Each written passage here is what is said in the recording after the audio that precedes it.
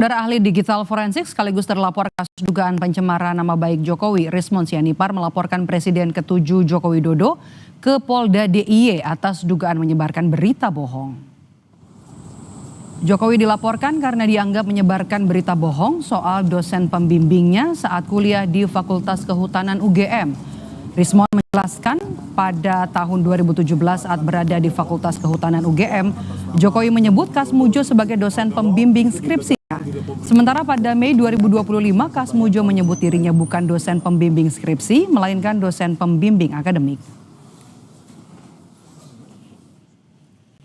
Ya, panggil Pak Jokowi, periksa, minta keterangannya, panggil Pak Kasmujo, minta keterangannya, panggil UGM, sehingga terbukti apakah nanti Pak Jokowi tahun 2017 menyebarkan berita bohong atau tidak. Dan itu terjadi, ingat, pada saat beliau 2017 masih sebagai seorang presiden. Polemik tudingan ijazah palsu Jokowi terus menjadi bola panas. Usai berbagai tudingan, kini Roy Suryo CS menuding ijazah Jokowi dibuat di Pasar Pramuka. Jurnalis Kompas TV, Dipo Nurbahagia menelusuri kios di Pasar Pramuka tempat diduga ijazah palsu Jokowi dicetak. Polemik ijazah palsu Presiden Joko Widodo terus bergulir, termasuk tuduhan mengejutkan yang dilontarkan oleh politisi senior PDIP Bambang Betor Suryadi yang menduga ijazah Jokowi dicetak ulang di kawasan Pasar Pramuka Jakarta Timur pada tahun 2012. Salah satu penuding ijazah palsu Jokowi, Roy Suryo pun mengklaim mengetahui di mana lokasi yang diduga mencetak ijazah palsu Jokowi.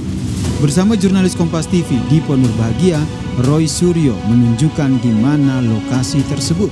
Oke, Bapak begini Bung Roy Suryo, tudingan ijazah palsu Jokowi dibuat di Pasar Pramuka ini memang sudah menjadi perbincangan publik. Ya. Tapi yang harus dibuktikan adalah lokasinya. Oke. Anda berani menunjukkan lokasinya? Ya, kalau lokasi bekasnya Pasar Pojok Pramuka yang terbakar ada. Oke. Dan kira-kira bekas kiosnya pun ada. Bisa kita lihat di sana? Bisa kita lihat di sana. Oke. Boleh, Bung Roy? Mari. Bisa nggak kameranya, lensanya masuk gitu? Bisa. Ya, coba. Ini ya? Ya. Jadi dulu ada sekitar 200-an lebih kios di sini. 200 kios lebih. Kios. Oh. Dan orang nggak usah nutupin lah. Orang nggak usah nggak tahu. Ya, dulu ini terkenal banget. Oh. Bahwa yang namanya Pasar Pramuka Pojok itu sangat terkenal. Tuduhan ini pun sontak dibantah oleh Wakil Ketua Umum Jokowi Mania Andi Azwan. Terlebih, Betor Suryadi tidak termasuk dalam tim kampanye saat itu. Namun Andi tidak memungkiri bahwa mantan Wamendes, Paiman Raharjo, pernah memiliki kios di Pasar Pramuka. Nama Paiman Raharjo disebut-sebut Roy Suryo CS yang memiliki kios di Pasar Pramuka, tempat diduga ijazah palsu Jokowi dicetak. Ijazahnya katanya dibuat dari sini. Dia sendiri tidak masuk bagian dari namanya tim kampanye pada saat itu. Menyebutkan nama sekretariat aja dia udah salah. Itu udah pertanyaan besar buat kita. Ada apa seorang Betornya tiba-tiba muncul? Yang jelas ini berbeda dengan Roy Suryo atau Rismond dan sebagainya. Apakah dia ingin menjadi pahlawan? Padahal itu semuanya omong kosong. Malah saya mempertanyakan beliau ini secara psikologisnya, ya. Dia mengatakan itu mengatakan fitnah dan sebagainya. Apa untuk itu? Saya rasa mungkin terganggu secara psikologisnya untuk itu. Mantan penjaga kios Paiman Raharjo pun menunjukkan lokasi kios milik Paiman di Pasar Pramuka, tempat diduga ijazah palsu Jokowi dicetak. Pak Paiman dulu yang mana, Pak? Mana dia?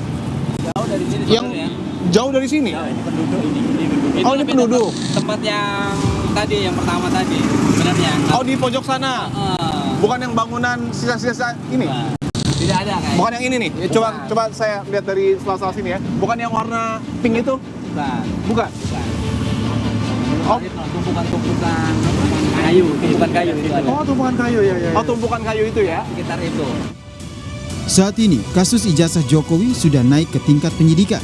Polisi menemukan unsur pidana dalam laporan Jokowi soal tudingan ijazah palsu adalah fitnah dan pencemaran nama baik. Tim Liputan, Kompas TV. Kian menguatnya polemik ijazah Jokowi hingga terus bergulirnya isu pemakzulan Wapres Gibran membuat Jokowi meyakini kedua isu tersebut adalah upaya untuk merusak reputasi politik keluarganya. Lalu siapa sebenarnya yang disasar Jokowi? Kami perbincangkan dengan sejumlah narasumber usai jeda di Kompas Petang.